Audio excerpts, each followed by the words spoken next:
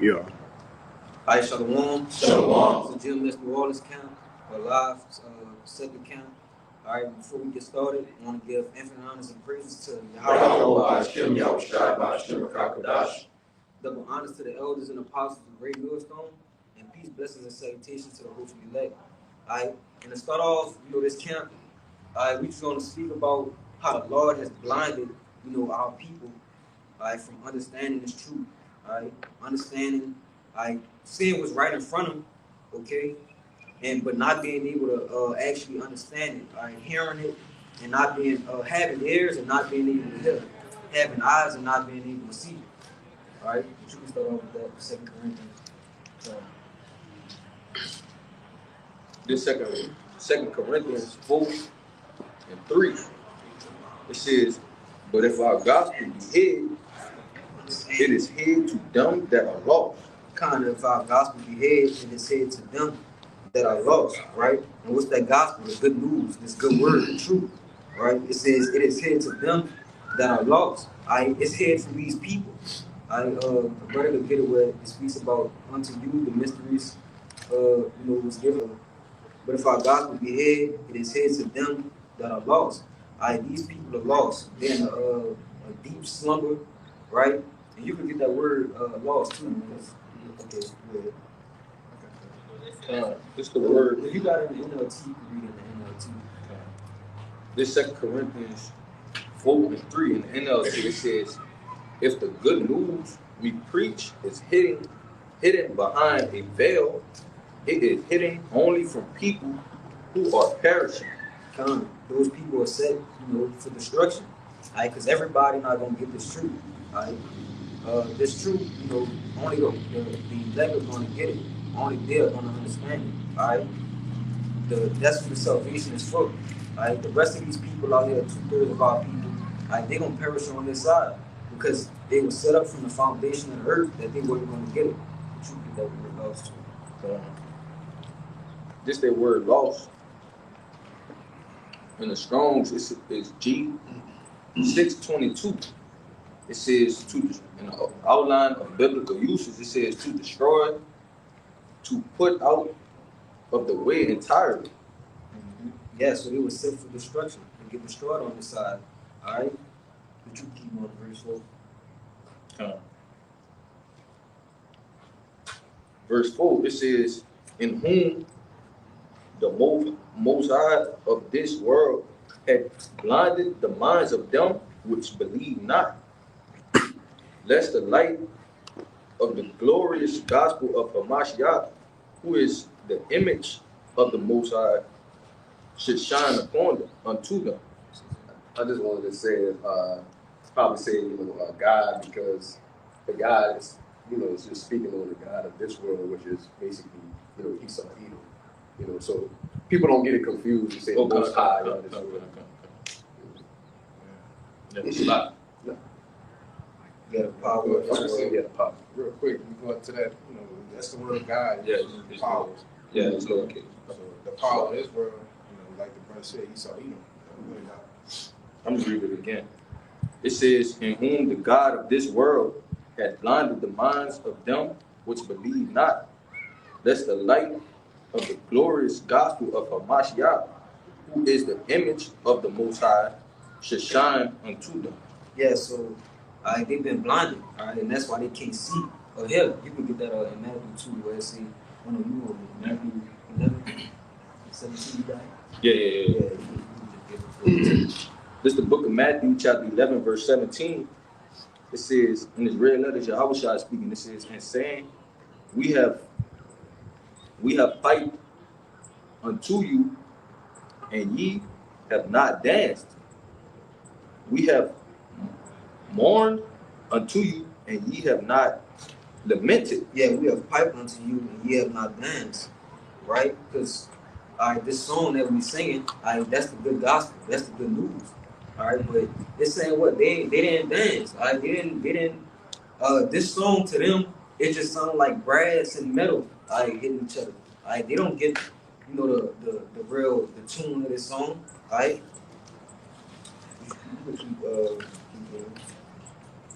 I think that's it. That's it over there. People who sure is Hey, but if I could say it real quick, because like the song that we're singing, right, is like the song of Moses, the destruction of this place, all right, and the kingdom come.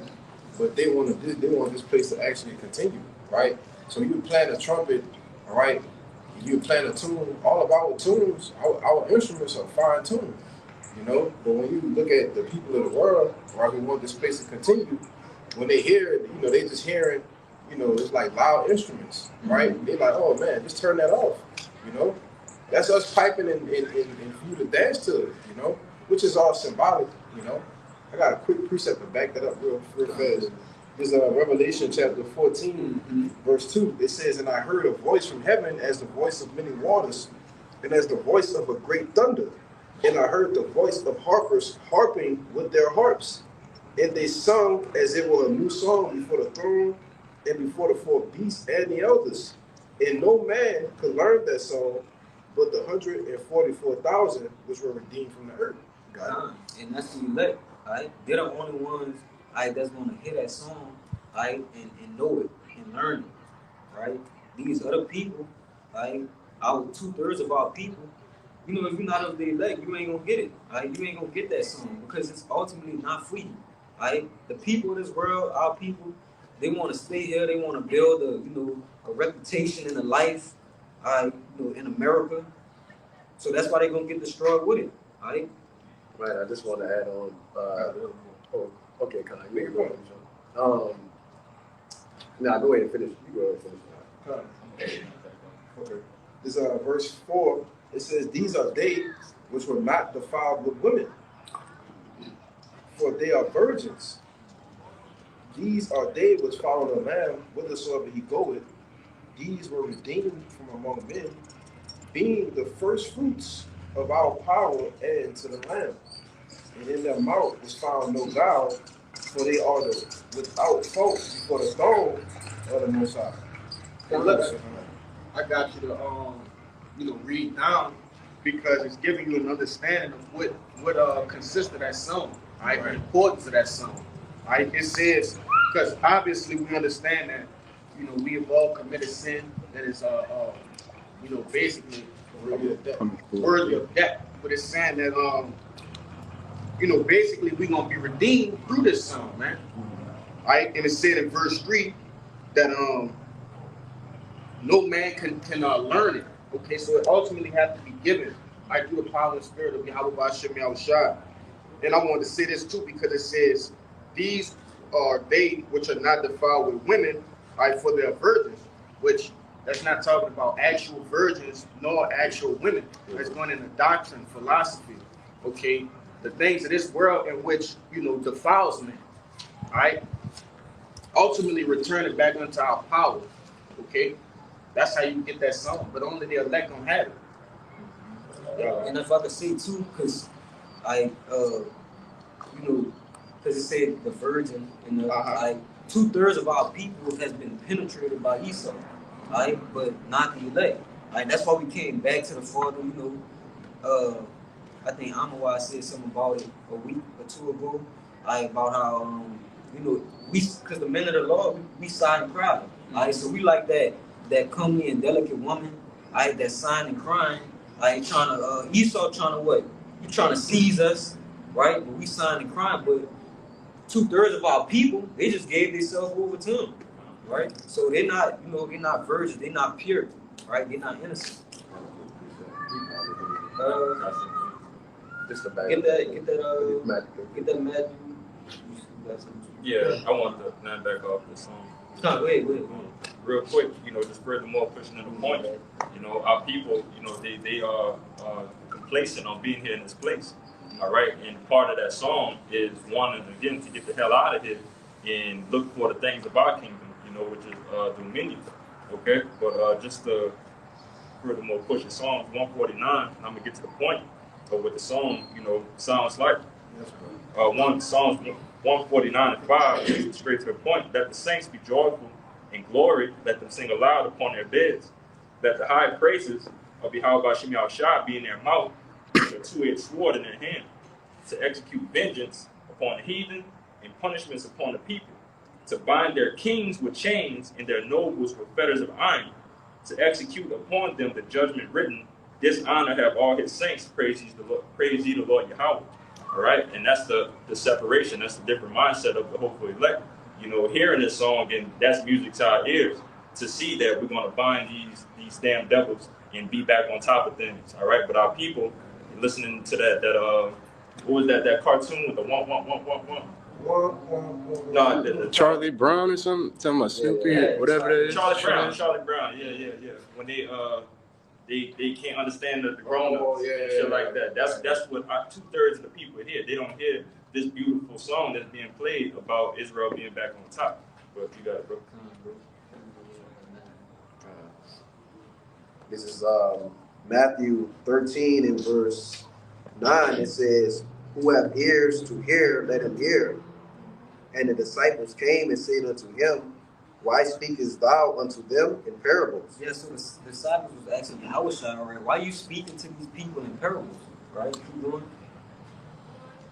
Verse 11, he answered and said unto them, because it is given unto you to know the mysteries of the kingdom of heaven, but to them it is not given. Right, so he spoke those parables to the ones, to everybody, but he meant, for the ones who were supposed to get it, right? But he filtered it out, right? That's why he said it in parables, right? Because it wasn't for, 2/3 of our people, the unbelievers, to get it. It was only for them, those of that number to get it. I got that word for you, mystery. Come, you go ahead. You want to finish on that? You get it. God. This is the Strong's G3466 Mysterion. Get straight to it. On it says hidden thing, secret mystery, a hidden or secret thing not obvious to the understanding, a secret will of men, the secret counsel which govern Yahweh Shai in dealing with the righteous, which are hidden from ungodly and wicked men, but plain to the godly. It says, given unto you to know the mysteries of the kingdom of heaven. Right, so the secrets, right? The the nationality of these different nations, our nationality. Right? Even the name of the Lord is a secret, right? People don't know that, right? The men of the Lord know it.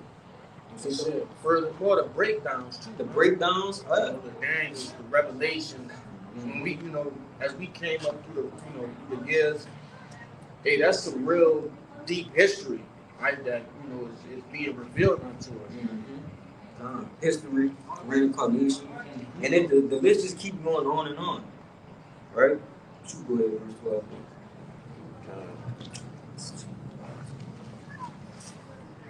12.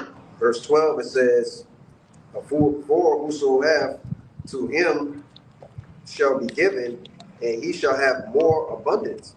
But whosoever have not, from him shall be taken away, even that he hath. It says, Therefore speak I to them in parables, because they see not, and hearing they hear not, neither do they understand. So Yahushua, he was saying it, right? But they couldn't get it, right? They couldn't dance. They couldn't understand the tune of the song Yahushua was singing, right? Keep going.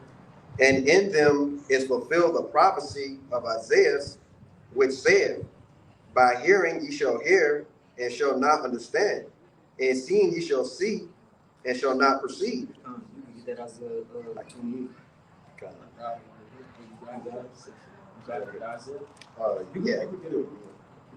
Yeah, that's Isaiah. Where you want to start at? The 29? Isaiah 28. It should be Isaiah 28 and like 7. And 7? Yeah, this Isaiah 28 and 7. It says, But they also have heard through wine and through strong drink are out of the way. The priest and the prophet have heard through strong drink. They are swallowed up of wine. They are out of the way. Though through strong drink and have heard in vision, they stumble in judgment. Yeah, because they was polluted by these different doctrines and philosophies. Keep going. God, it says, verse 8, it says, For all tables are full of vomit and filthiness, so that there is no place clean. All tables are full of vomit and filthiness, right? So your tables represents what you consume, what you eat, right? Yahweh Shai said, "What eat of me." That's this word, this truth. Eating of Him. That's that's what we that's part of this gospel, this song. You keep going. Verse 9 it says, "Whom shall he teach knowledge, and whom shall he make to understand doctrine? Them that are weaned from the milk and drawn from the breast. Keep going. For precept must be upon precept, precept upon precept, line upon line, line upon line, here a little and there a little." And that verse 10, that's a stumbling block in itself, because you got these people in the world who think, man, when I read the Bible, I read it from Genesis all the way down to Revelation in order. I read the whole Bible. I could tell you all about it. But there's no understanding in that, because the scripture just said what? Precept upon precept, line upon line, here a little, there a little, right?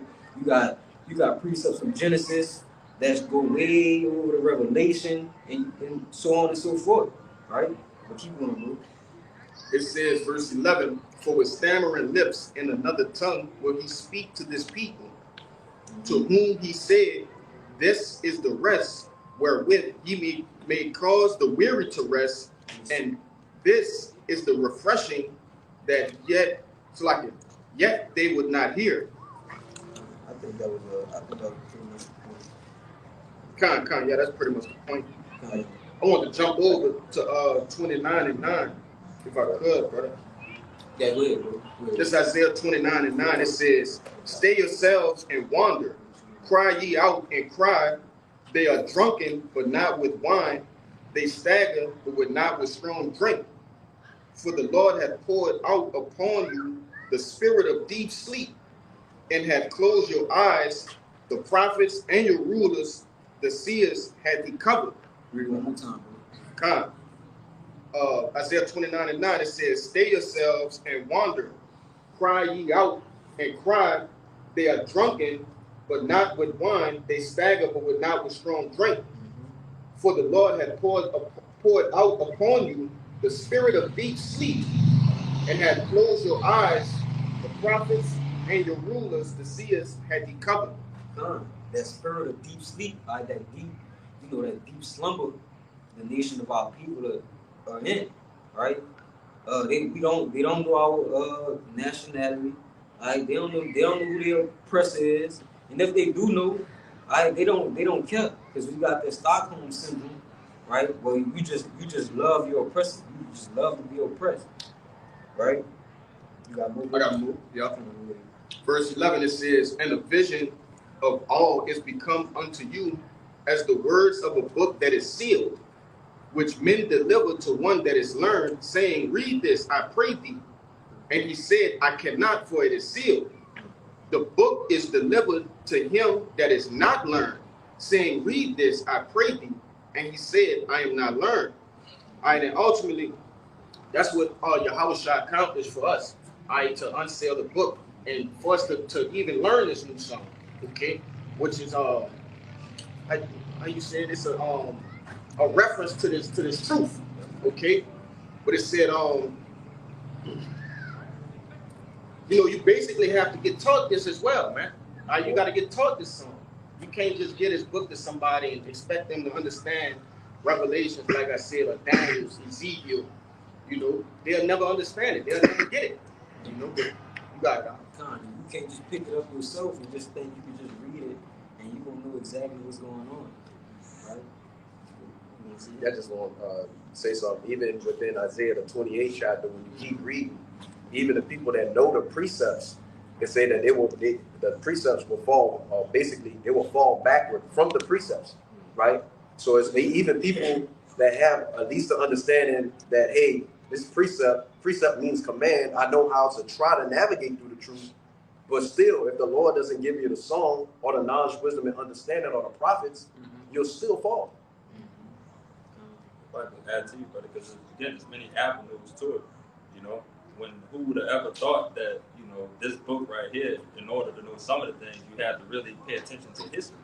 You had to know about all of the things with the Roman Empire, with the Greeks, and so on and so forth. If you point this in front of somebody, some people still see this as a fairy tale book, or just a book that you need to live by. but it has way more information than, you know, many things that you have to do in order to receive that information. You gotta go. You can live with your This is Romans 11 and verse 7. And it says, what then? Israel has not attained that which he seeketh for, but the election has obtained it, and the rest were blinded. According to, as it is written, the Most High has given them the spirit of slumber, eyes that they should not see, and ears that they should not hear unto this day. And, you know, it's pretty much showing that, you know, only certain people is able to get this. You know what I'm saying? Showing that it was for the election to get this, and the rest were blinded. And with them who didn't get it, you know, they had that spirit of slumber upon them. And then if I read on down 2 more verses, it showed that David even put a curse upon him. And it says, and David said, let that table. Hey, and that's what I thought of when I called for that Isaiah 28, because it talked about that table. It was full of filthiness and vomit. But it says right here that David prayed for that table to be a snap. Go ahead. Start In Psalm 69. David 22. When David prayed for that table. Because just like we are, you know, we have enemies of our own nation, right? And that's why David prayed to put a curse on his people, because, you know, they was seeking to kill him, right? Stoning him. What was it? Embarrassing him. Even though he understood that it was a judgment from Yahweh by Shemel Shai, right? It still was like, man, you know, I hate these niggas, man. Right. That's why he said, I hate thee, oh Lord, I hate them with a perfect hatred. Because he still, even though he went on, he still was righteous. Yeah. Right? He still was a follower of the Lord. Like the people were just wicked. King David was a man of Most High heart. So even though he fell down, you know what I'm saying, he got back up. He realized what he did. 2/3 don't realize what he's doing. He keep falling in that pit of wickedness and keeping those, man. He fell to the flesh, you know, which was the story of Israel, pretty much, you know. Ever since the transgressions of Adam and Eve, you know, it's been a chain reaction of many great men falling from the flesh. And the scriptures also speak about that. Proverbs 24 and 16.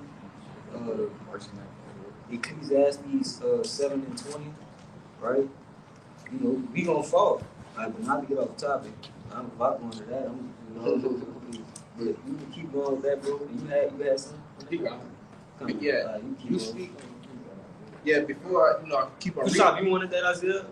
Not Isaiah. Psalm 69.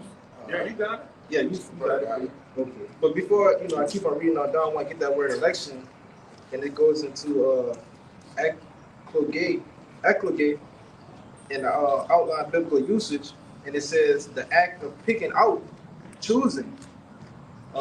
It says of the act of the Most High's free will, by which before the foundation of the world he decreed his blessings to certain persons. And that was the balance of it, right? Because he chose people he wanted to get it, and he also chose people he didn't want to get it, he wanted to blind, right? But that was the balance of it. But you keep going, bro. This is verse 9 in that No, after you finish Bible chat, you can jump to 96, Romans 96 after that. Romans 96. Yeah, after you finish. This is Romans 11 verse 9, and it says, and David said, let their table be made a snare and a trap and a stumbling block and a recompense unto them. Let their eyes be darkened that they may not see, and bow down their back late. Always. Yeah, so this truth, you know, these mysteries and secrets, when we bring it out, to these people, they're stumbling blocks. That's why they can't understand. But the Lord had it set up that way intentionally, right? Because they're not of the first fruits. They're not true friends of Yahweh Shai. They're enemies, right? John 8:44 says you're of your father the devil. These people are friends of Esau. Like I mentioned earlier, spiritually, Esau have penetrated, 2/3 of our people, right? So they're not gonna get it. It's not meant for them to get it. They're gonna be destroyed with him. Since y'all won't be his woman, y'all gonna be destroyed with him, right? But you don't gotta get that Psalm 69. You want it? Yeah, the Romans 9. You go back to This is Romans 9:6, and it says, not as though the word of the Most High has taken none effect. for they are not all Israel which are of Israel. And just to back the brother up, and also backing up the precept you brought out earlier of it being here a little, there a little, precept upon precept. In order to know why there's a stumbling block in front of our people, you have to go back 2 chapters to get the answer to it, to see that all Israel is not of Israel. The Lord is only dealing with one third, the hopeful elect of our people.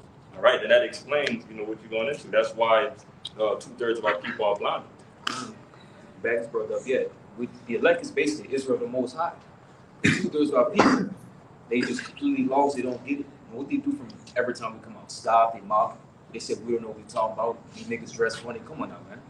This song only appealing to the elect. Only elect will hear the song and draw near. 2/3 go hiss at it, curse, say all type of wicked things which you're seeing right now these last days.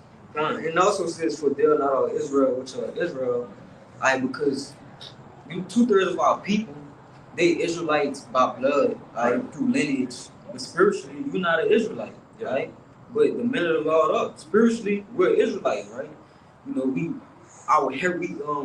We've been called back to our inheritance, our heritage, the name of the Heavenly Father, right? We didn't just come from the line of Israel, right? We're of, Israelite essence, right? I wanted to say, most of the 2/3, they pretty much love Esau and how this world is being running. And like I said in the scriptures, anyone that loves the world, this enmity. This is James 4:4. It says, "Ye adulterers and adulteresses, know ye not that friendship of the world is enmity with Yahweh Shem Yahushua? Whosoever therefore will be a friend of the world is an enemy of Yahweh Shem Yahushua." And that's what most of these 2/3 are. Everything that's about this world, everything that's going on for it, what Esau push and do. Even though they say I don't like that, they still with it because they do that on a daily basis.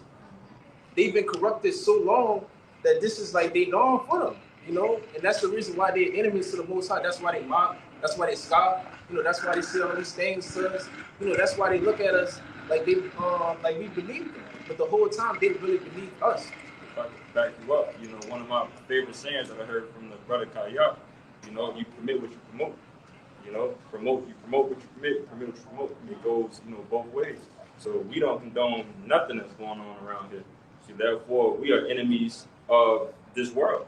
All right, but they permit everything that's going on in this world, so they are enemies of Yahweh Shem Yahushua. Right. Basically, you can't be the middle guy. You Right. can't be the guy to say, well, I'm not for it, but I'm not really against it either. Just don't bring it my way. Right. You have to choose a side. The scriptures speak about being hot and cold. Yeah. Hey, bro, that's like the Most High is giving us permission, saying, all right, y'all have permission to do this one wicked thing, but y'all don't have to do it, but y'all have permission to do it. But I'm not with it, but y'all got permission to do it, and it's wicked. But I ain't with it though, but I'm gonna give y'all permission. That don't make no sense. It's either or, man. And in the end, it's still promoting it. No matter how you put it, no matter how you try to, bring it together. Whether it's directly or indirectly. Yeah, indirectly. Like you still promoting it because you saying, look, they could do that, but don't bring that near me. It's like, no, y'all shouldn't be doing that. I don't think y'all should be doing it. Like, stop that now. Yeah, that's just like with the situation that happened with Boosie. He was speaking on the alphabet community and shit like that. At first, he was against it, and then once the internet and everybody, he got canceled. Everybody got on his ass. He tried to retract, what he was saying, and he was saying like, I love them people, that community of people, and this and that. But he ain't it.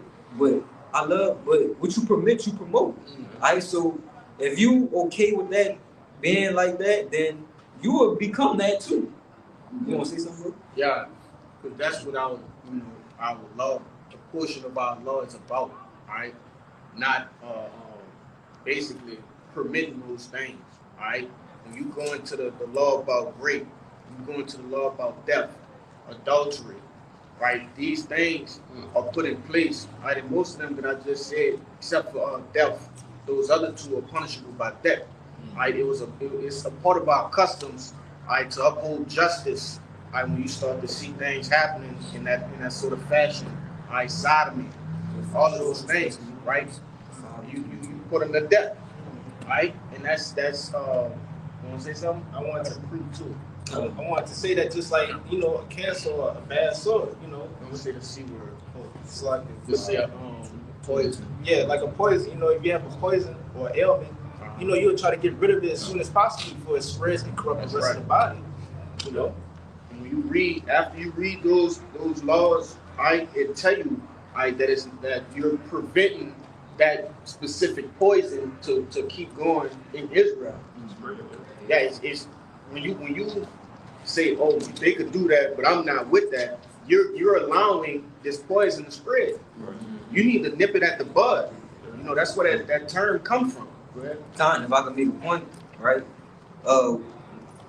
Case in point, we was given the commandments to be fruitful and multiply. All right, now when you say it's okay to do the same gender thing, all right, because you can't say the fucking word, whatever. When you say that, indirectly you're saying to not be fruitful and multiply. Because look what they have now. As time went on, generations and generations and generations, that has became way more prominent in Israel, right? So think about if generations and generations and generations was to pass again, it would only become worse. At some point, our line to be finished, right? Because if everybody become a moat, right? How we gonna procreate, right? Yeah, honestly, I don't even think it'll take that many generations. Really, about 2 more. If it keep going the way it's going, there won't be no more generations. I'm just saying, though, over time, that's what happens when you. Matter of fact, get that. We're going back up with my seat. I'm about to come back to you, though. This 1 Thessalonians 5:22. It says, abstain from all appearance of evil. Yeah, so even the smallest, the little thing, any small, if it could be, something that can cause you to err or to go off, abstain from it. I rebuke it, reprove it, right? Anything, all appearance of evil, right? The scriptures say, what did it say about he that contemneth, little He that things? consider little things should fall. Small things. Yes, over time, those things will cause our nation to fall, all right? Yeah, this to kind of back up what you were saying earlier.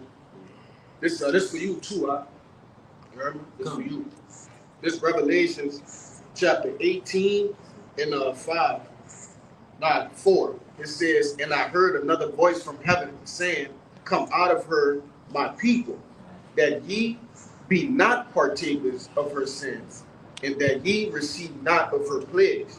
For her sins have reached unto heaven, and Yahweh has remembered her iniquities. You got it. Come. It says, come out of him, my people. Because spiritually, before we get, translated, to the chariots, because we're going to physically come out of this place, all right? But first, we got to depart spiritually, right? At least we'll be destroyed with this place, all right? And, here they have nothing but what's promoted, sodomy, adultery, all these, it's just wickedness, right? So spiritually, we got to depart, right, in order to, be able to make it on the chariots, physically, the physical part. And the reason why I brought that precept out, because it says, be ye not partakers, right? Because ultimately, what you brought out, Bayan, that quote from the brother, what you promote, permitting and promoting is going to get these same people, that ultimate judgment. They won't. It say, what it said? It says the Lord had remembered her iniquities. So the Lord gonna remember all of those who, is permitting these certain wicked acts to go down. He gonna remember their iniquities too. That's why it's important, like that we had this song to come back into our power and, basically, like I said, come out of her. But you got because when you promote it, you basically telling your neighbor, which is your Israelite, brother or whoever, another Israelite, you could do this, wickedness, right? So, but that's the whole point. this what you permit, you promote. Just a regular AI overview. It says is a leadership principle, meaning that by allowing certain behaviors, even small ones, you signal they are acceptable, thereby encouraging them and shaping a negative or mediocre culture. It says leaders And those things, I make our, the Israelite, the culture of the Israelites negative. Because we live by the laws, statutes, and commandments of Yahweh Shem Yahushua. So when you allow those things to, like when you promote it to be acceptable, you just spread wickedness throughout Israel. All right, you got more? Yeah. It says leaders must actively address issues to maintain high standards. Yep. As inaction is seen as acceptable. Last thing I'm gonna say too, brother, because a lot of times these people permit these things, which we clearly have broken it down that these things are promoted when you permit them. They don't believe that there's a consequence behind letting things slide, right? They don't believe it's a consequence. If they knew it was a consequence from letting these things slide, then they wouldn't do it. Right. You see? But that was that last thing I wanted to say on that. You got it. I got something back here. Go ahead. What you said, us coming out to play spiritually. This is the book of Micah, chapter 2, verse 10. Arise ye and depart, for this is not your rest, because it is polluted, it shall destroy you even with the sword destruction. Right, it's polluted. All right, we gotta rise and depart spiritually. All right, or else we'll be consumed by the pollution of this, this wicked kingdom. Right, the world we in, all right, if it's full of wickedness, and we stay here spiritually, all right, we just gonna become wicked, gross wicked with it. It's like that C word. It just spread, man. All right. Just for you, because you said that Matthew 24 and 22, and except those days be shortened, there should no flesh be saved. But for the elect's sake, those days shall be shortened. Come on, get Isaiah 1 and 9. Come on, Read it again, bro. God. Matthew 24 and 22, it says, and except those days should be shortened, there should no flesh be saved. But for the elect's sake, those days shall be shortened. Come, right? And what you just read, the Revelation 18 and 5, the sands of this place is reaching to the heavens. Right? So if this kingdom was to continue and to keep going, we'd all be consumed. Like even the elect. That's why we gotta get out of here. Right? The Lord is making a speedy riddance of this place also for the elect's sake. Right? Because we be destroyed with it. Having this knowledge and knowledge, wisdom, and understanding, we know that the world is strong. Right? So that's why we gotta, keep our faith strong. Right? Keep this hedge tight that we have. But you could bring it up. This is the book of Isaiah, chapter 1, verse 9. Except the Lord of hosts had left unto us a very small remnant, we should have been at Sodom, and we should have been like unto Gomorrah. And that's saying the same thing that the Matthew, 24 and 22 said, right? Because it's for the elect's sake. Now imagine if the Lord didn't leave us that small remnant, the elect. The nation of Israel would be at Sodom and Gomorrah. What was Sodom, prominent for? Sodomy, Moism, and it ultimately was what? Consumed and destroyed. So Israel would have waxed worse and worse and then just been cut off. If the Lord didn't leave that, the elect, the small remnant, man. Go ahead. This is Isaiah 30, starting at verse 8. Now go write it before them in the table, and note it in the book, that it may be for the time to come, forever and ever, that this is a rebellious people, lying children that will not hear the law of the Lord, which say to the seers, see not, and to the prophet, prophesy not unto us right things, but speak to us smooth things, prophesy deceit. Get thee out of the way, turn aside out of the path, cause the Holy One of Israel to cease from before us. Wherefore thus says the Holy One of Israel, because ye have despised my word, and trusted in oppression and perversion, and stay thereon, therefore this iniquity shall be unto you as a breach, ready to fall, swelling out in a high wall, whose breaking comes suddenly and in an instant. And that just shows you, even in ancient times, our people have been rebellious against this word. They didn't want to hear the laws of Yahweh Bashim Hawashai or do them. So now, in this time, in the end of days, that breach of them not wanting to hear the word, not wanting to come back to who they too long, gonna lead to their destruction. But you got it all. This got a quick precept out of First Corinthians, the 5th chapter. In verse 1, it says, "It is." I'm gonna jump to verse 6 and 7. It says, "It is reported commonly that there is fornication among you, and such fornication as not so much as named among the Gentiles, that one should have his father's wife." So just like, our brothers are going into, basically, Paul is going to go into how we need to basically remove a cancer from out of our basically ailment,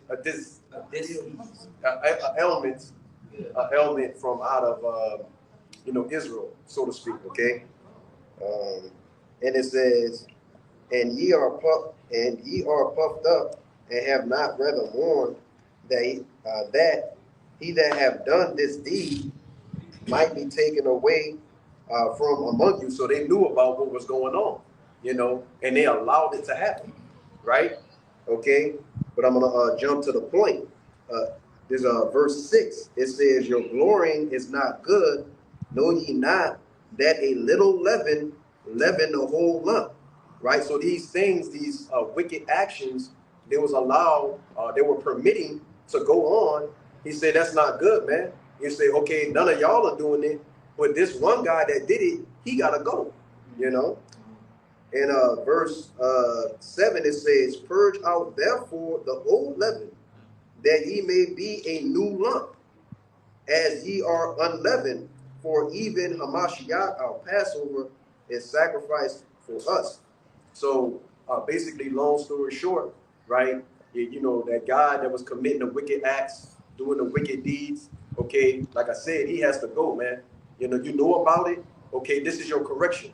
Okay, even if it's just him, he gotta go. Because if you don't do it, you're allowing it, and it's gonna spread like leaven. Damn, I just oh, yeah, because think about when you have an ailment, right? You get an ailment, and then you don't take the necessary precautions to address that ailment. What happens? It spreads, right? And then what? You just get Isaiah 1, and you can start from 1. Because it talks about how the whole head of Israel is sick, right? Because that ailment, it just waxed worse over time. It became worse and worse. Yeah, I just want to say something, and I know we can't say the word, but the C word or whatever, that's why Esau does what he does. When you go get treated for the C word, right? He performs something called a biopsy, okay, which is an incision on that C or the T word. I'll say that, okay. And what it does is, which most people don't know, is it sprays the ailment throughout the body. Is they open it up and say, "Hey, look, now we know what it is, okay, and we know how to treat." But when you go back for treatment, it spread everywhere all over the body. But he knows that, okay, which further makes him the devil. But I just wanted to make that point there.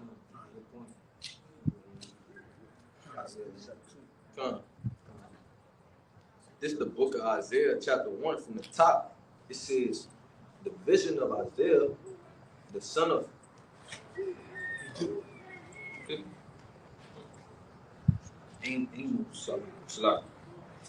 Isaiah 1 and 1. It says, "The vision of Isaiah, the son of Amos, which he saw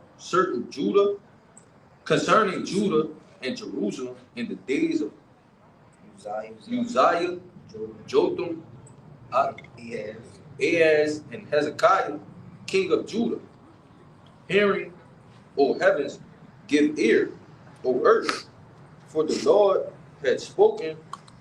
I have nourished and brought up the children, and they have rebelled against me. Kind of back up the precept that brother Azori brought up. Keep going.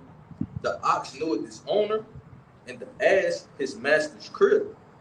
But Israel does not know, my people does not consider. And these two animals are some of the most stubborn animals on the planet Earth, right? And even they know like who their master is. But it says Israel, my people don't know, they don't consider, right? Showing you how obstinate and stiff-necked the nation of Israel was.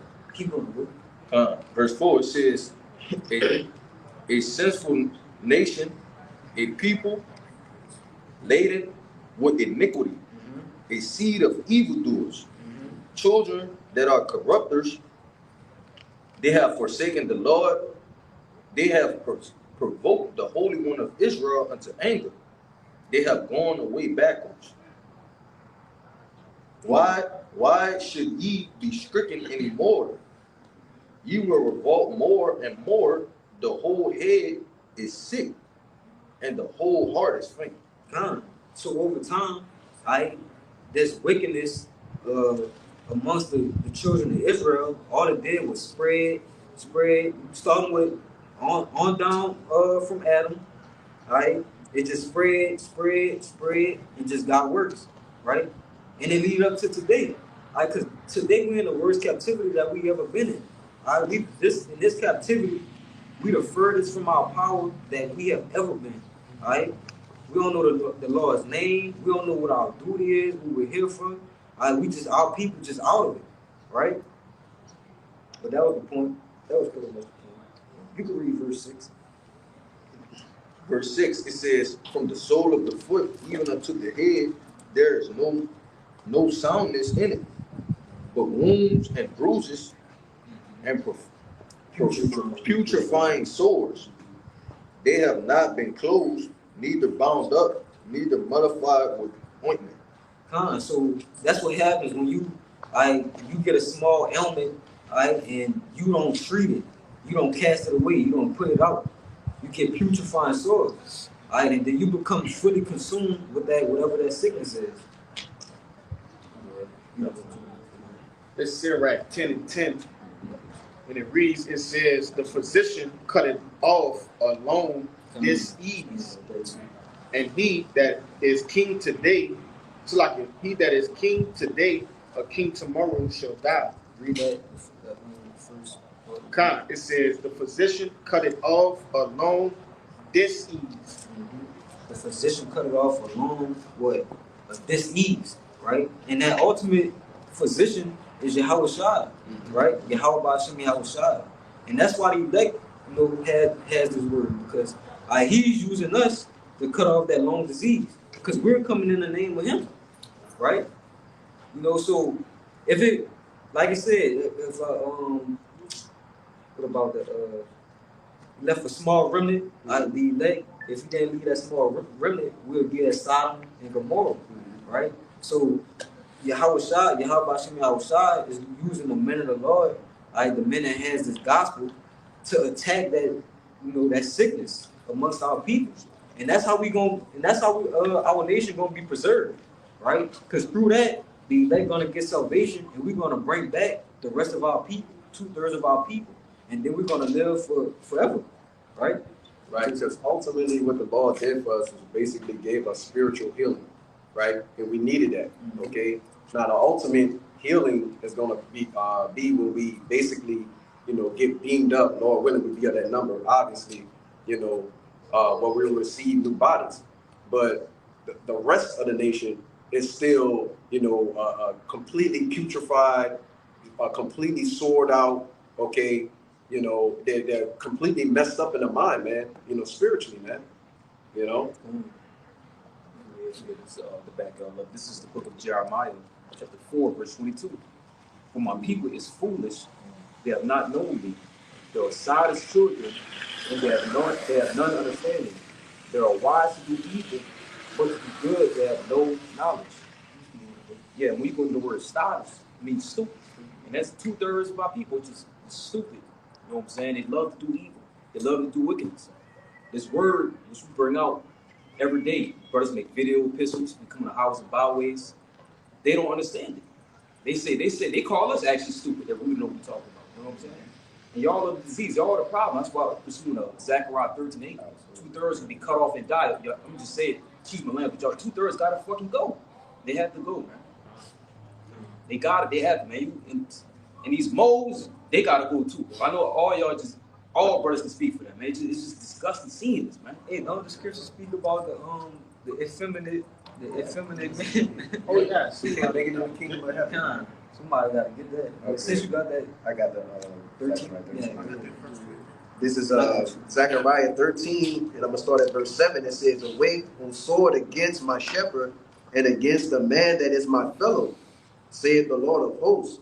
Smite the shepherd, and the sheep shall be scattered, and I will turn mine hand upon the little ones." Verse 8, "And it shall come to pass that in all the land, saith the Lord, 2 parts therein shall be cut off and die, but the third shall be left therein." and what's that 2 parts? That's 2/3 of our people, 2/3 of the nation of Israel. So that's 2/3 of the so-called Negroes, Latinos, and Native Americans, right? But the sickness is within them. And that's why they gotta be cut off. And that's ultimately why the Lord gonna destroy them with fire. Ultimately, to completely purge out that sickness, right? Hey, going back to the Isaiah, it said the whole head was sick. So even us too, we was sick. We was sick. We got healed by Yahweh Shai, which that's why I brought out that Sirach 10:10. Right, he healed us first, man. Yeah, all of Israel was touched, right? But only some of us was healed. All right, so the people who are healed, they're gonna be preserved, and it's gonna say in that verse 9, they're gonna be brought through the fire, and purified. But the 2/3 of our people, they gotta get cut off, right? Yeah. Right, verse 9, and it says, "And I will bring the third part through the fire, and will refine them as silver is refined, and will try them as gold is tried. They shall call on my name, and I will hear them. I will say, it is my people, and they shall say, the Lord is my power." So those that were healed, they're gonna be pure, innocent. Man, bro, what that was, we went over Revelation 2. We talked about the white stone. Yeah, white stone. Right? That purity, right? Right, and that goes into a spiritual victory, right? You've been given a spiritual pardon away from basically the second death. Okay, Because we've been fully cleansed and purified, unlike 2/3 of our people. And that's why they got to be destroyed by that fire. But the Lord gonna bring his men, the men who serve him, the righteous, the innocent, right? He's gonna refine them and purify them, so we're gonna be preserved, right? That was it on that, right? yeah, that was. Yeah, it's Real quick, this is Sirach 30:17. It says, "Death is better than a bitter life or a continual sickness." And I bring that out, to be twofold. Obviously, if somebody on their deathbed, they're dealing with an ailment and they're sick, damn near a vegetable, can't move, it's better to die. But even in the instance of our people being sick, with these philosophies, all right? So if they're not going to be healed, by the physician, by Yahweh, by Shem Yahushua, just put them to death. That's better than continuing in this hellhole that we're in, along with these wicked ass doctors.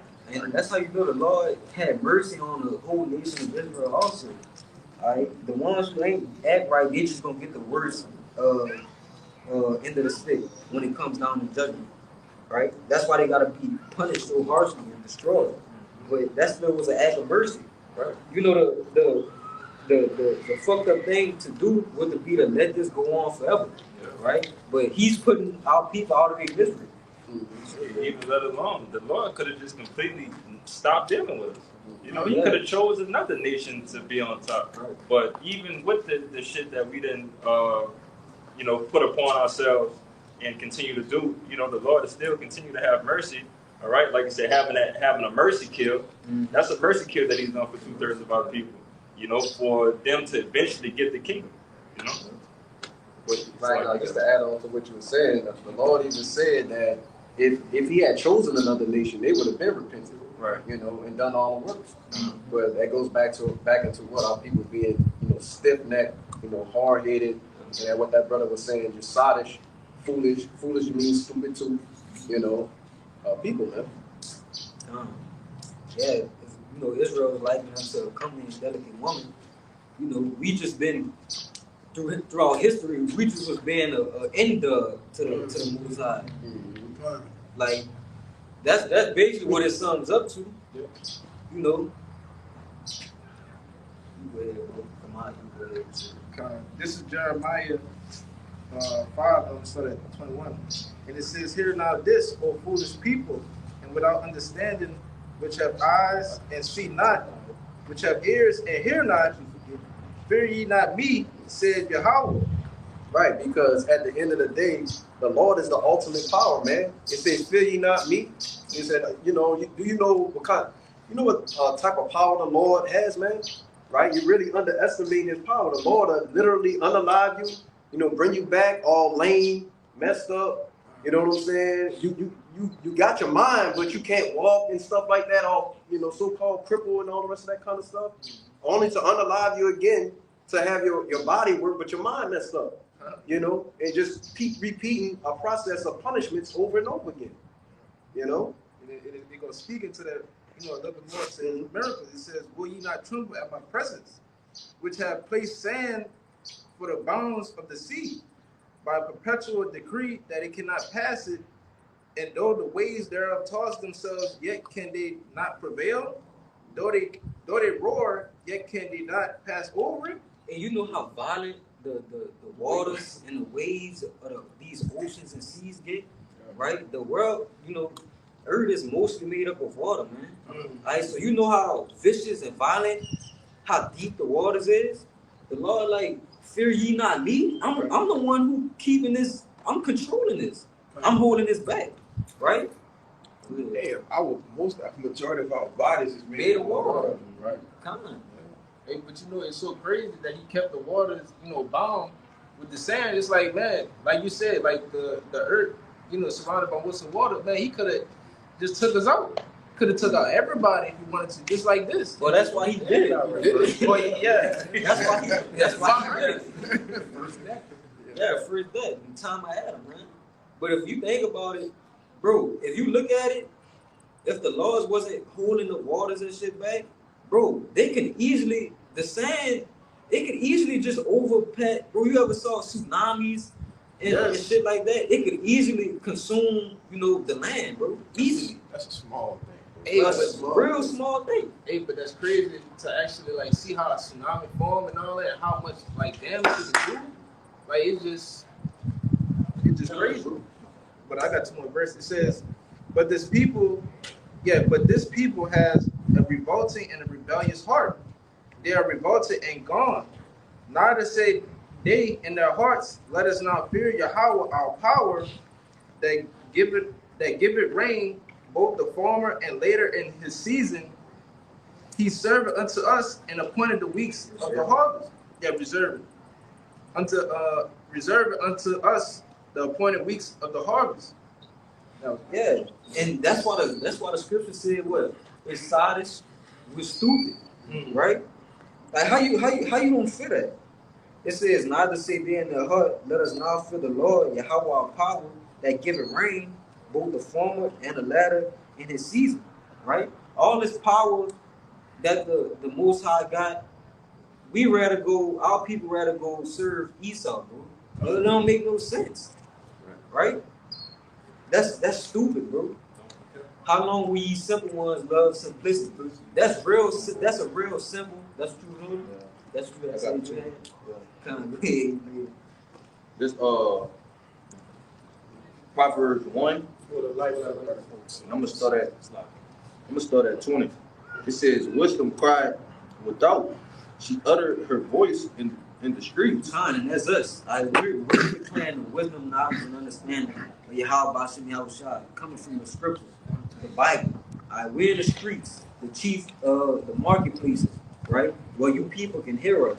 Go ahead. It says she cried in the chief place of concourse. Yeah, the canals, you know, these famous streets and wherever It's the heavy traffic. heavy traffic with people, tourists. That's what a minute of the Lord at. Right, go ahead. It says, in the openings of the gates in the city, she uttered her words, saying, how long, you simple ones, will you love simplicity? Go ahead, read it, bro. That's spiritual, bro. Yeah, she just said I don't understand. That's crazy. Read that over, bro. Verse 21, it says, she cried in the chief place of concourse, in the openings of the gates in the city. She uttered her words, saying, how long, you simple will ye love simplicity? And that's what, from the start of this camp, that's what we've been going into. Right? Our people not understanding, not hearing, not listening, right? We piping, singing a song, and them not dancing, right? They just don't understand, bro. So it's all coming back full circle. Keep going. It says, and the scorners delight in their scorning, and fools hate knowledge. You people hate knowledge. Y'all hate to know the dark truths of the Bible, man. Alright? One of y'all brothers brought it out. I think it was you, Isaiah and Jeremiah, where it said, prophesied to us smooth things. Yeah. Because you hate knowledge, man. You hate the truth, ultimately. That's what I'm about to say. Ultimately, you hate your house by seeing how side. Right? You got more? Yeah. It says, turn ye at my reproof. Behold, I pour out my spirit unto you. I will make my words known unto you. And how the Lord making his words known to the people? Via the prophets. Right? We the mouthpieces of the Lord. It says, because I have called and ye refuse, I have stretched out my hand and no man regarded. The Lord is calling, right? He was calling by the prophets. He's stretching out his hand by the prophets, right? The men of the Lord, we're kind of like a beacon of mercy through the Lord, right? As long as his word going out, for the most part, the doors of mercy is still open, right? So the Lord is stretching out his hand. Keep going. It says, but ye have said not all my counsel, and would none of my reproof. And what y'all people do? Y'all mock, laugh, scorn. Keep going, just pass it straight up, right? Y'all don't consider the Lord's reproof. Y'all don't consider that we're the men, right? Keep going. It says, I also will laugh at your calamity. I will mock when your fear comes. Yeah, so the Lord will do the same thing to y'all. Right? As y'all was mocking and laughing at the prophets, they say, they got dresses on, they don't got no linings and all type of shit. Well, the Lord's gonna do the same thing to y'all. Right? Keep going. It says, when your fear cometh as desolation, and your destruction cometh as a whirlwind. So when these different, Jacob's trouble comes and these different horrific situations you get put in, where your life on the line, you running for your life, fearing for your life, the Lord gonna laugh and mock at you, right? Because when the doors of repentance, or the doors of mercy was open, it said, y'all would none of my reproof. So y'all, that was just a spit in the face. Y'all just slapped the Most High hand down, right? It says, when distress and anguish cometh upon you, it says, then shall they call upon me, but I will not answer. Then y'all gonna try to seek the Lord.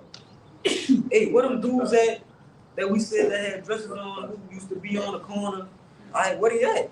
They was right this whole time. We need answers, but we ain't gonna be nowhere to be found. But if I could say, because even now, when different things happen to people will say, oh, I don't believe in all that, right? But then as soon as something happened, what's the first thing they doing? They praying. But they didn't believe at first. Now you believe. Yeah. I got a cousin that's atheist. I'll sneeze and say, God bless you. I said, you're atheist, man. Doesn't make sense. But that's just the natural nature. Even outside of he don't even know subconsciously he even doing it. The fucking nigga doing being an atheist anyway. That's some Edomite shit. Yeah. But I want to say this because you made a good point. Hey, danger and perilous times make Jake turn back to the Lord. You know what I'm saying? But it's gonna be too late. Right now it's cool, calm, and collective. Right? They have some sort of comfort. You know, it might not be the best, but Jake could be comfortable. Right? They kind of safe. But once that safety net is taken away, now all of a sudden Jake gonna go buy a Bible. Jake gonna be putting the fringes on whatever they can find. You know? Yeah, now you God fearing all of a Yeah. sudden. Come on. That don't make no sense, bro. I'm a Hebrew, brother. Yeah, let me finish the verse up. It says, then shall they seek me early, but they shall not find me. For that they hated knowledge and did not choose to fear the Lord. God. Yeah, so they didn't choose to hearken unto the word. Right? So when they seek the Lord, the word ain't gonna be nowhere to be found. And ultimately, you know, the word is Yahushua, right? So in that day, when y'all trying to seek the Lord, you know, and look for a way out, look for some aid and some help, right? Yahushua ain't gonna be nowhere to be found for y'all. Right? Y'all just gonna have to suffer the consequences. That's Jeremiah 15. They gonna ask, you know, where shall we go? What should we do? And then our response gonna be, you know, basically all of those portions of that, man. The sword, captivity, famine, you know, the dogs to tell. That's our response. You know, that's what the Lord have for you. And it's true. What we gonna lie to you and say, all right, you could hurry up and nah, bro. Go take your punishment now. Because, like I said, the second Ezra, the 9th chapter. No, I'm just saying, bro. You know? Let me get it. Yeah, y'all That's right. You got that? He'll got it. Y'all want to say too, man, because yeah, killing Jake is way quicker than trying to get Jake to get the understanding, man. Yep. But yeah, we trying to explain to Jake what's going on, man. And according to the scriptures, man, it'll be all day, man. Bro, we brought it out in Isaiah 1. It said, why would you be stricken anymore? You're going to revolt more and more. Right, that's why the Lord got to result in his punishment by fire, man. You just got to cut off 2/3 of our people. That's it. Yeah, Jake don't understand when you start getting to killing them. Yeah. Start beating their fucking ass, man. Yeah, That's what the Lord been ready to do through Esau. Something is together. Yeah, cause if we got to keep on teaching Jake, man, we'll never get in the kingdom. We'll never get Never. The universal language is violence. Yes. Everybody understands violence. I don't Everybody care bow down to violence, brother. what nationality you is, what sort of speech impediment, what sort of, you know, what you call them dudes? What? That's disability, right? Mhm. You gonna understand when that blood start coming out your head. You gonna understand something. You gotta learn the hard way. Yeah. Man. Learn the easy way or the hard way. The choice is yours. Beautiful fact. But not really, though. Yeah, not really. You want that second Ezra? This second Ezra chapter 9, verse 9. It says, then shall they be in a pitiful case which now have abused my ways, and they that have cast them away despitefully shall dwell in torments. Y'all gonna be in a pitiful case. Alright? Bro, when it's one thing for us to be saying it right now, it's a whole another thing to actually be experiencing it and going through it. Bro, that's gonna be a pitiful case when all your worst fears and dread is upon you and you have nowhere to run or hide and nowhere to go. Like no power to call on. Right? Go ahead, bro. It says, verse 10, for such have received in their life have received benefits and have not known me, and they that have loathed my law while they had yet liberty, and when as yet place of repentance was open unto them, they understood not, but despised it. And that place of repentance was open unto you people. Yeah. Right? But you just brought it out in the Proverbs 1. They were none of the reproof. They despised the word of the Lord. You want to see something? Yeah, they were blind by those benefits they was getting, man, on this world. You know what I'm saying? They, even Jake the truth, man. You know, even Jake that know they're Israelites, man, hey, man, they don't want to, you know what I'm saying, fully come to the fold, man, because they, you know, they see those benefits, man. They want to keep getting benefits of this world. And then Kids on Mark said in that song, man, you know, I know I'm Israelite, no call me black no more. These shit after that, there's money to get, bitches to hit. Yeah. That's G. wild. But that's Jake. That's Jake mindset. I know I'm an Israelite. You could ask majority of your motherfucking friends and family members, they're gonna say, oh, I know that already. Why? Because they had somebody that told them that place of repentance was there. That place of liberty. You see? But they're gonna say, I gotta, man, I gotta get this money, son. I got shit going on, fam. I'm trying to get to some shit right now. You know, I'm gonna put it on the back burner, you know? But that's why the scripture said what? My people do not consider. Yep. You would think it'll behoove somebody to say, damn, I got all this money, all these riches. Who is my power? How can I please my power? Right? But they don't, right? Because they just consume with the filthy, how to say it? They consume by the cares of the world, by mammon, money, right? All these different things. Yeah, but the scriptures tell you they have received their consolation on their side. Right? I got a That little was more. their lot. Go ahead. There's I read verse 11 again. I'm reading the GMT, and I'm gonna jump back to the KJV. It's 2 Ezra 9 and 11. It says, "It will include all those who scorned my law during the time they were free to do so, and all those who refused to repent when they still had the chance." Real. It's 2 Ezra 9 and 9 in the GMT. It says, "Then those who have ignored my ways and held them in contempt will be surprised when they find themselves in a continual torment." And that's what in that Proverbs 1, that's what they did. They ignored the word and the ways of the Lord. They ignored it, bro. Keep going. And when something is in contempt, when you're in contempt of something, it means an open disregard or open disobedience. So you purposely disregarded the prophets, all right, the men that the Lord has set up to tell you, all right, of the coming judgment, all right, of the things that you need to do to repent and to get right with the Most High, man. You see? It says, to the act of despising or scorning for what is mean, vile, or worthless. And that's exactly how you feel about the truth, right? You think that the truth is worthless. You think that it's vile, man. Hey, man, you think the Lord fucking vile, man. You know? It says, that's pretty much it. I'm going to go back to the GNT. The 2 Ezra 9 and 9 in the GNT. It says, "Then those who have ignored my ways and held them in contempt will be surprised when they find themselves in a continual torment. This will include all those who ignored me while they were alive, even though I accepted the blessings I gave them." Even though they accepted the blessings I gave them. Look at that, bro. The audacity of Jake to be surprised. Yeah. What you thought was gonna happen? Yeah. Come on, man. The Lord is gonna show people he ain't nobody to be played with, bro. At some point, the understanding gotta get understood, bro. Right? The scriptures talk about, where it say Psalms 119 and 120, 126.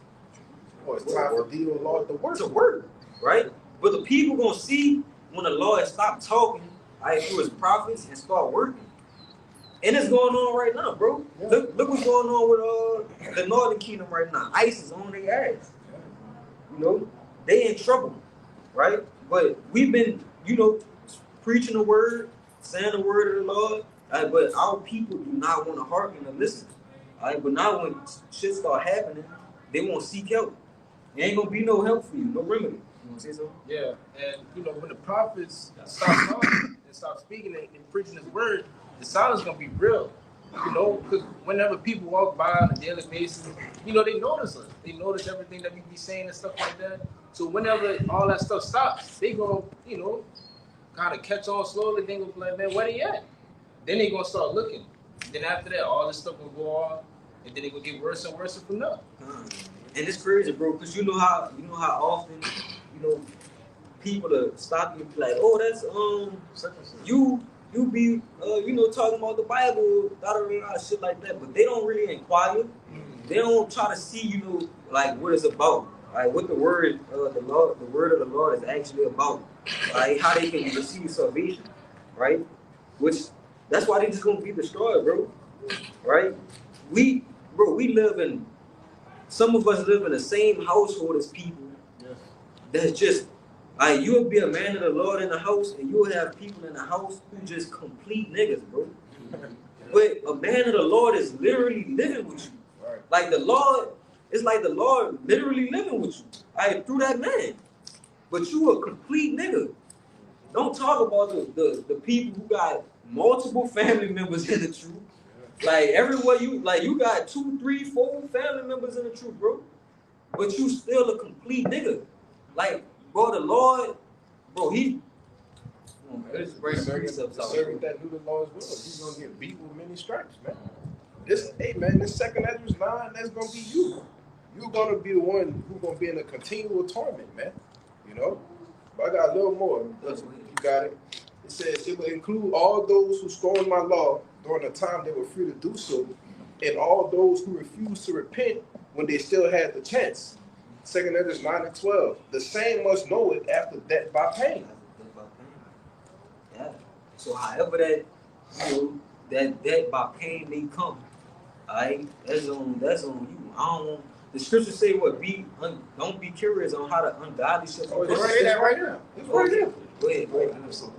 Absolutely. This is verse 13. And therefore be thou not curious how the ungodly shall be punished and when, but inquire how the righteous shall be saved, whose the world is and for whom the world is created. That tell you it's no hope for them people though. Yeah. Alright? It's bro, the Lord like, bro, don't even worry about what's going on with them. They done. They cooked, brother. You need to be trying to see how you not gonna be like them. Get the same judgment as them. That's what you need to be worried about. You worried about them, you just gonna suffer the same fate as them, right? And we don't want to suffer that fate, alright? So that's why we don't ignore the ways of the Lord, right? That's why we hearken unto His word. And that message is for us too. That's for us. Don't be inquiring about how, what's gonna happen to my mama. What's gonna happen to my brother? What's gonna happen to my pops? Or what's gonna happen to my favorite cousin? My favorite uncle? Hey man, you inquire about salvation. You yourself. It say you what's that Work out your own. You quoted? You just quoted it? Yeah, work out your own salvation. That's it. Yeah. Philippians 2:12. You bring it up. This is Philippians 2 and verse 12. It says, wherefore, my beloved, as ye have always obeyed, not as in my presence only, but now much more in my absence, work out your own salvation with fear and trembling. Yeah, work out your own salvation in fear and trembling. You gotta worry about you.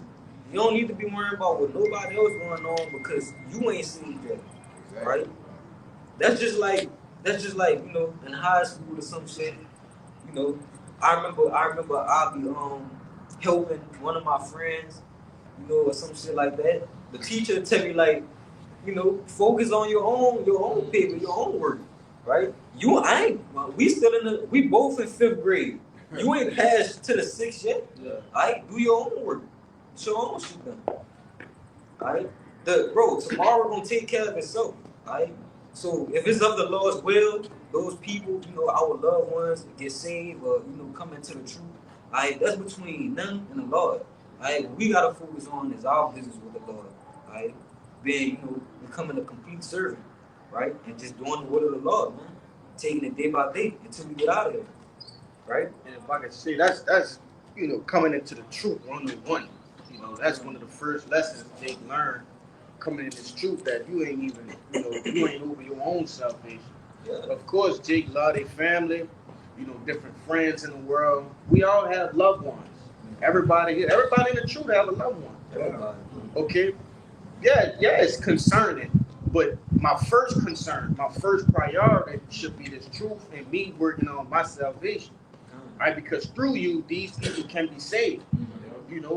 There's a scripture, I believe it's in the gospel. I forget which one it is, but it tell you even a friend of a servant can be saved, man. Right? That friend that didn't transgress against you. He never confounded the truth came against the truth. Right? That person can be saved through you. receive a couple of I was about to say that. Yeah. I'll grab it real quick. Hey, but it's funny you say that too. That's becoming an Israelite 101, right? Because you know when you first, when you first head and you find out you're an Israelite, you won't bring everybody with you. Everybody. Everybody, bro. Your whole family, you gonna bring everybody with you. But it's just the beginning of your walk. You're not even saved yet. Like, who's to say in a year, 2 months or so, you don't need you drop off the tree, right? So that's why we just gotta keep going in our feet, man. You got that Matthew too. Oh, I'm gonna start at 40, but the points. It says, this is Matthew 10 and verse 40. It says, he that receiveth you receiveth me, and he that receiveth me receiveth him that sent me. It says, he that receiveth a prophet in the name of a prophet shall receive a prophet's reward. Right. What you want to break it down? okay. Yeah, which the prophet reward is what? Salvation. So if you receive a prophet in a what?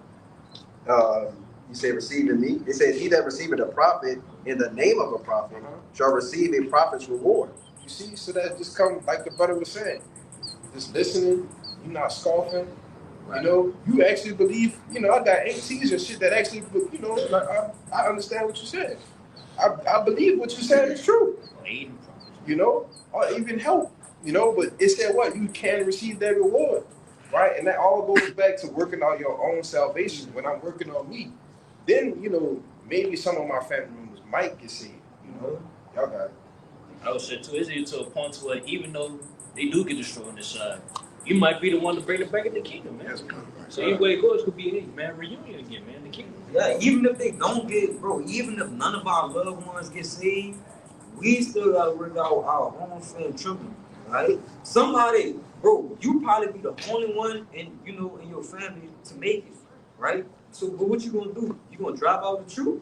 You gonna throw your salvation away because, you know, the Lord didn't choose some of your family members? No, that don't make no sense, right? We gotta work out our own salvation and family tribute, bro, right? We can't. They got the saying in the world, you can't take everybody with you, right? And that's the same thing with this truth. You can't take you might not be able to take your family with you. If that's not of the Lord's will, then it ain't gonna happen. You want to say something? Yeah, I'll let you go first. I just wanted to say, just like Superman, you can't save everybody. Yeah. It's impossible. Superman hated his life, brother. He hated his life. Right, and I wanted to say that receiving goes into accepting. Accepting. Right. Oh, I want to make a point on that too. Because you might have people in your family who they might not, you know, directly worship the Lord and follow the ways of the Lord, right? But they might just love you and accept you. Knowing the work we do, I know we believe in this. Knowing we don't celebrate holidays. I know we don't eat pork. Knowing we don't take part in the things of the world and you know, some of the things they do. They'll still love us and accept us and aid us and help us, right? So even with that, our family, they might not even have to serve the Lord, you know, just straight up directly. Right? They'll still be able to receive salvation just for receiving a prophet and accepting a prophet. Right? Because what do? We issue out what? The word, right? And it's a process of what? It's giving, right? So like you saying, there are certain things or certain aspects within a man, right, that they accept. They say, okay, well, I get this, I understand what you're talking about, even though they're not full, you know, basically 10 toes to the line like how they're supposed to be. And it's all those little things that may help them have mercy by Yahweh Shalom Shai.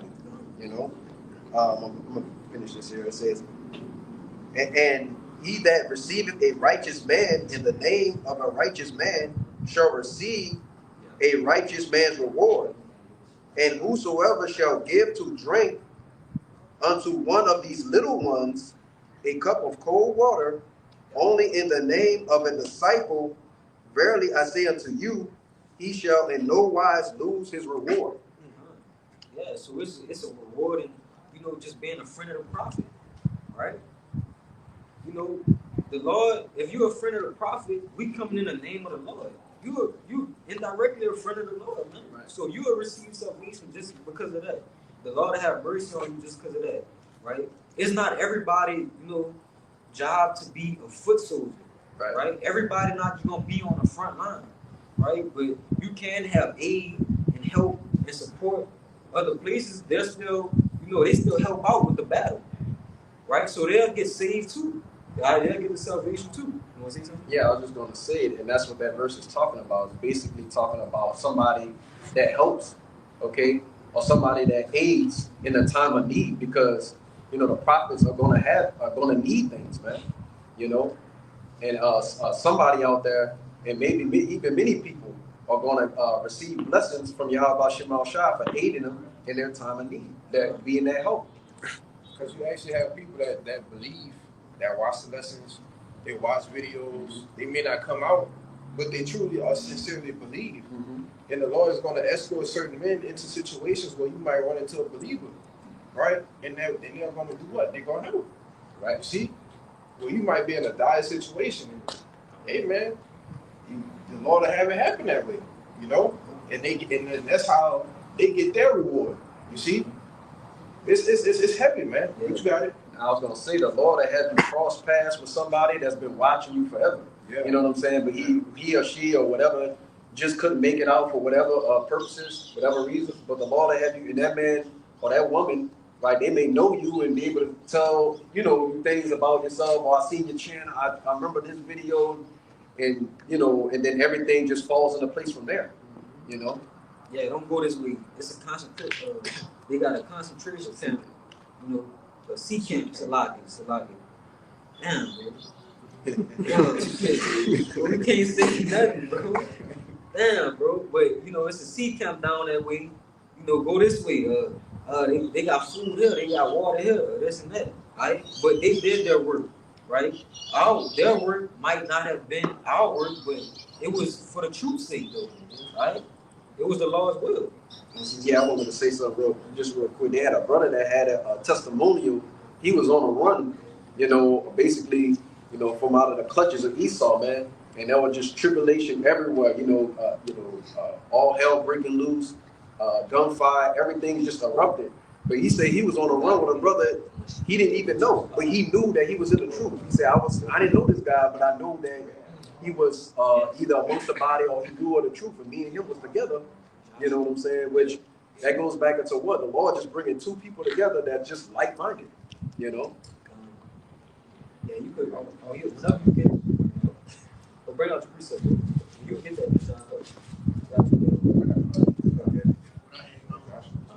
This second Peter 1:10, and it says, wherefore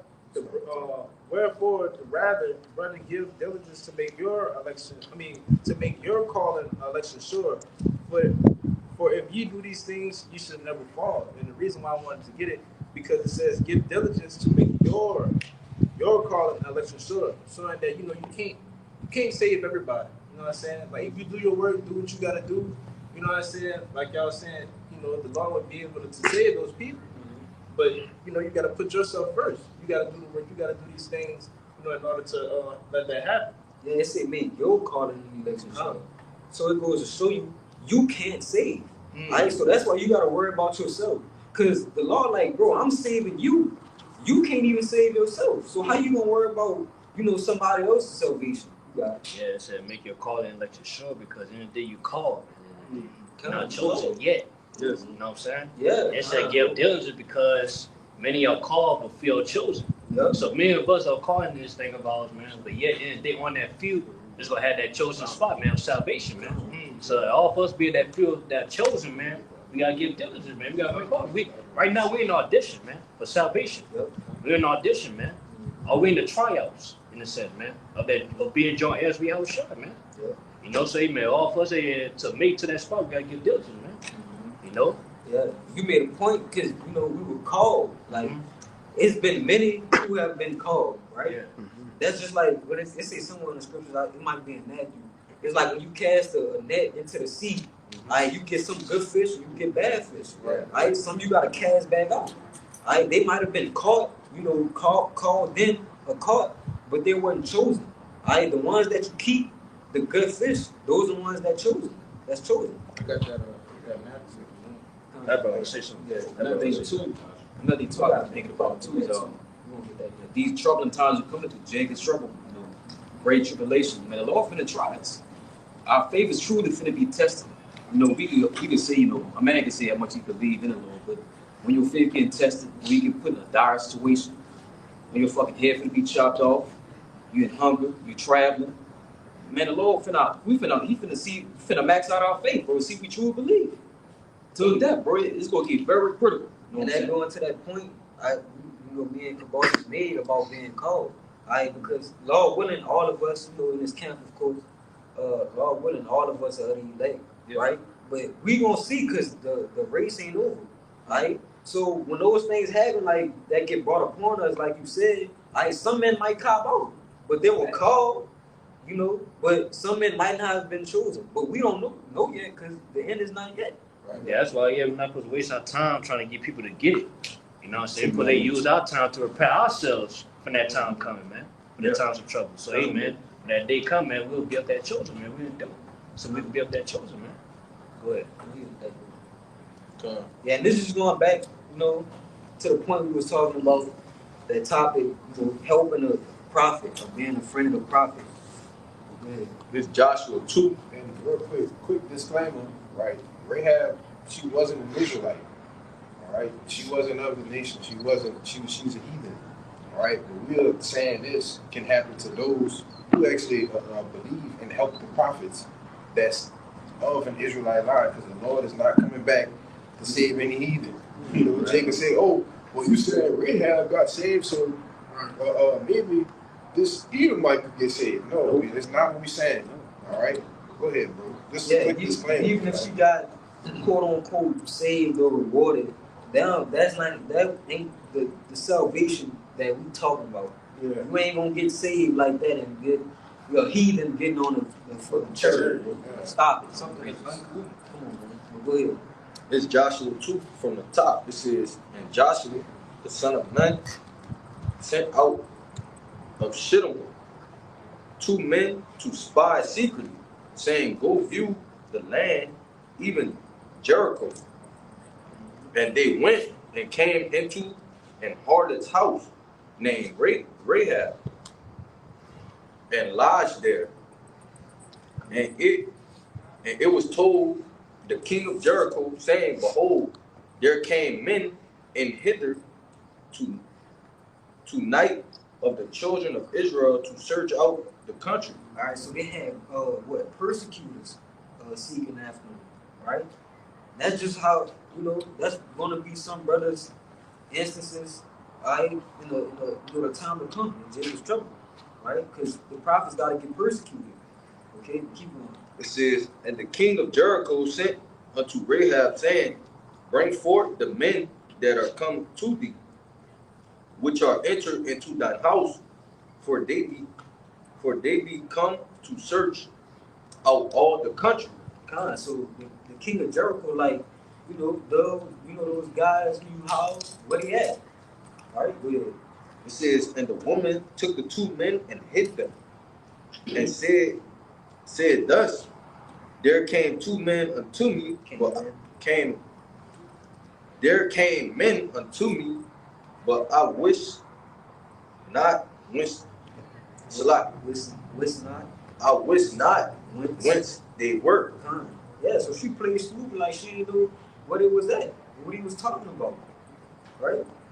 Keep on. It says, and it came to pass about the time of shutting of the gate, when it was dark, that the men went out.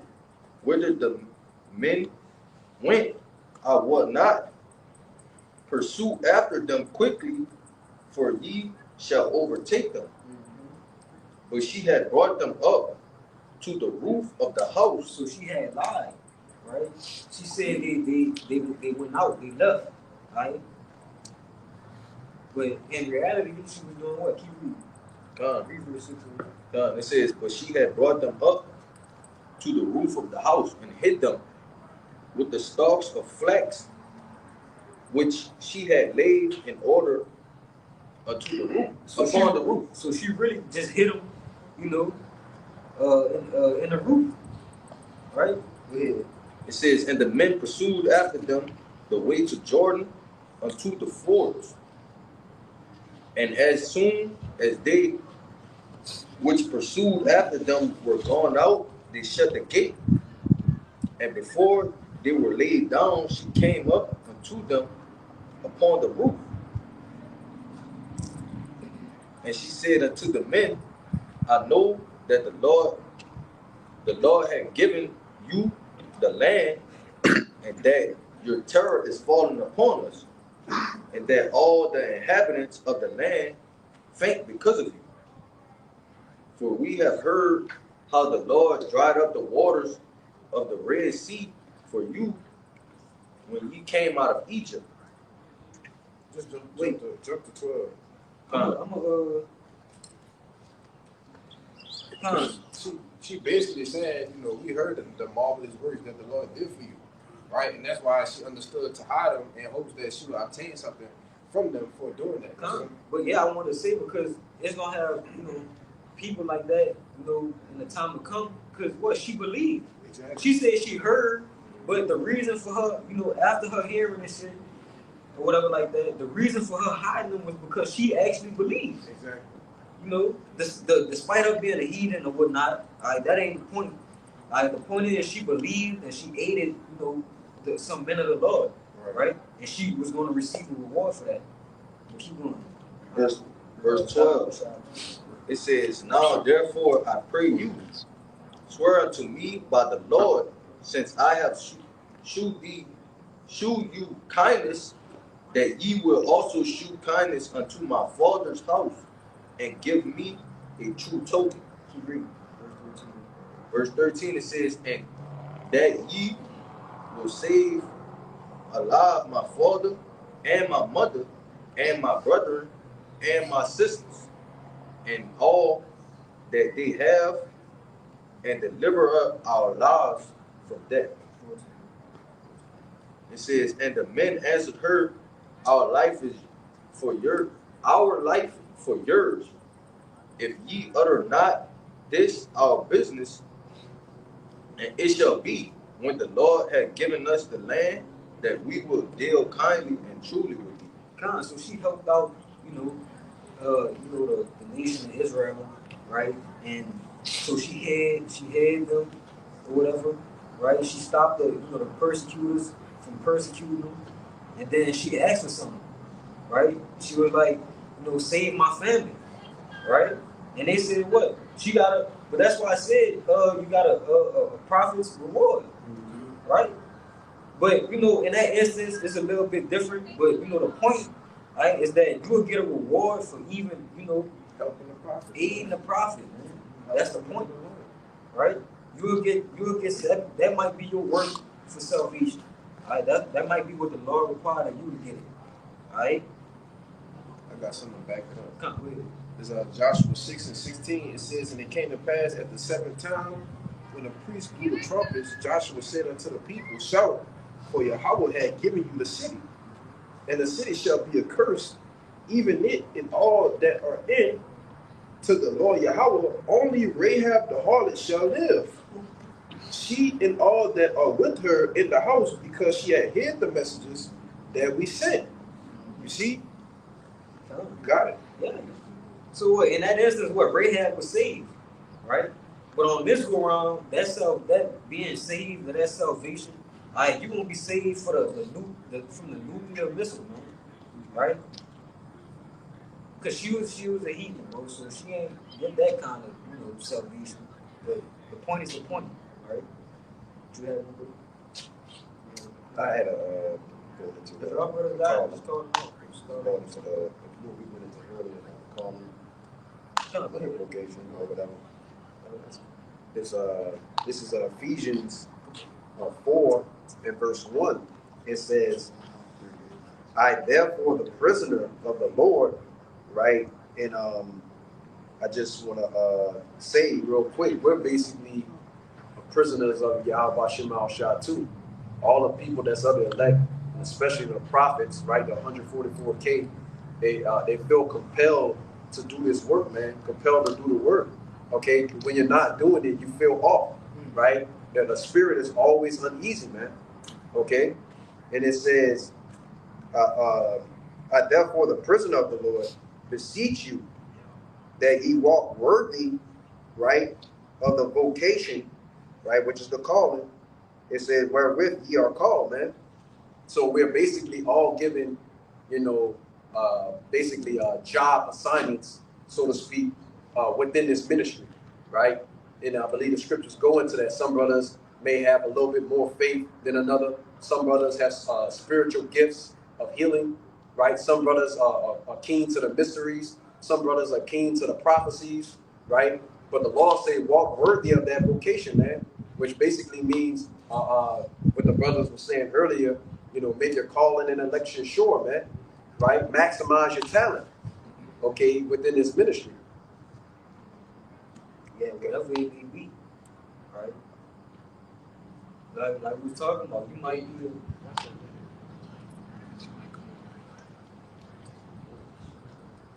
somebody get the penny, bro. About the Yeah, the Matthew 20. yeah. I got one. Go ahead, man. There's a secondary. There's a secondary chapter 8, verse 33. For the just, which have many good works laid up with thee, shall out of their own deeds receive reward. So that's right, man. It said out of your own deeds you can receive the reward, man. So hey, basically got to put in the work on your own, man. You got to put in your own work, man. You know, so because of course, hey, man, we're our brothers. And they, man, we got to make sure, hey, man, we doing the work for ourselves, man. You know, we got to make sure, hey, man, we have enough faith for ourselves, man, to get to that day, to receive that reward. You know? Yeah, they, man, we all just here to, hey, man, help each other, man. Receive salvation, man. Give each other on the chariot, man. And everybody, and everybody ain't gonna be an elder, apostle, even an officer, right? You might be a brother who just, you know, you just do the work. You know, you're a regular soldier. You don't have no, you know, probably authority or nothing like that in the camp, being an officer or elder or the second in command, right? But you working towards that same penny, right? Your works are still being accounted for. Somebody go hold Hebrews 10, 6 and 10, 6 and 10, I believe, right? But we still working for that towards that same goal, right? I was going to back you up with this precept real quick, right? And this goes into the spiritual gifts that the Lord gives out, right? But he, like the brother was saying, he gave them what? He gave them different offices, okay? And this is Ephesians. I'm gonna kind of go straight to the point. All right, this is Ephesians 4 and 11, right? It says, and he gave some apostles and some prophets and some evangelists, pastors and teachers, right? So these are all men within the body of the truth. But like I was saying, given different offices, man. Not everybody's going to have the same lot, okay? Like I said in Daniel 12, go down with Daniel and you go stand in thy light at the end, you know? But this is the purpose of those different lots. It's going to tell you in the next scripture. And that goes to what we were just going into too, though. You know, our lots, right? Because, you know, being a friend of the prophet, that might just be your lot.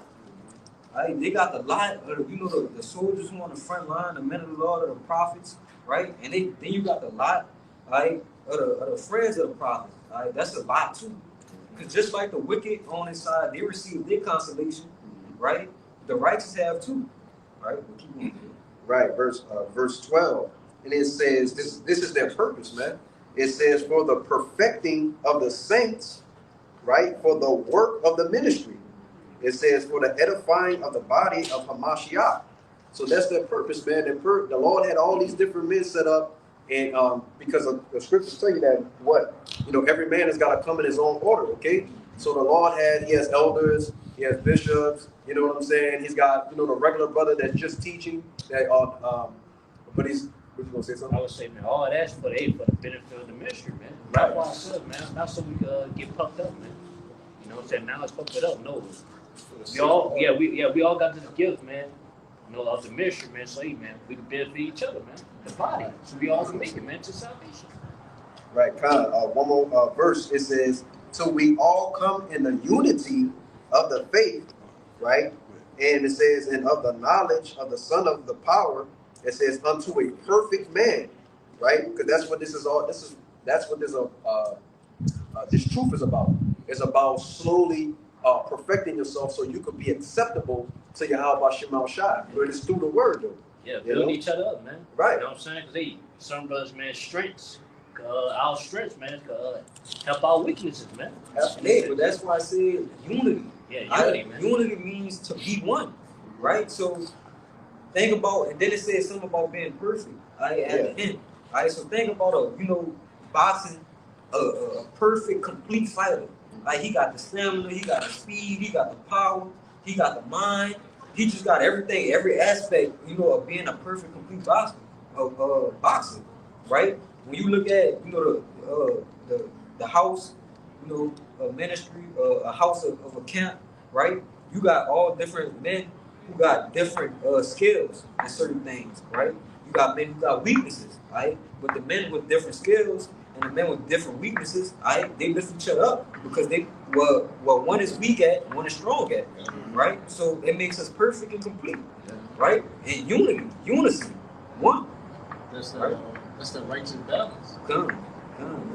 Yeah, just a little bit more. Okay, Khan, it says, unto the measure of the statute of the fullness of a Mashiach. So there's the Lord is basically the Lord sets the bar, right? And so all of us basically have to strive to even try to reach or touch the bar, right? The scriptures say basically, be ye therefore perfect, right? As my Father in heaven is perfect, right? So that's what we're doing now. We're basically just striving for perfection, man.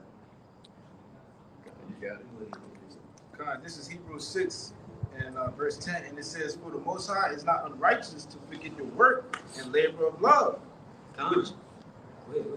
which ye have shewed toward his name, and that ye have ministered to the saints and do ministry. Yeah. So all those things we just spoke about, right? Being a friend of a prophet, a helper, a aid to a prophet, right? To even being a prophet, right? And making having the skills and the strength to strengthen your brother, right? Making the ministry one in unison, right? All those is labor of love and work to the Most High, which He said He won't forget it, right? So that's going to be counted to you for righteousness, right? And if you continue, you keep the faith, ultimately you're going to get the reward of what? Salvation. Paul said, everything I do for the elect's sake. And so we're coming in like manner. Everything we do, right, is for Yahweh Shema Shai, but it trickles down to what? The elect, that they may hear the word and be sealed, in the spirit. Yeah, nobody else. Anything else? Yeah, so with that, hopefully this live, camp today was edifying and to the point. Before we get out of here, we want to give infinite honors and praises to Yahweh. Double honors to the elders and apostles of Great Millstone, and peace, blessings, and salutations to the hopefully elect. A Bible ball. Kwame Asherah. Shalom.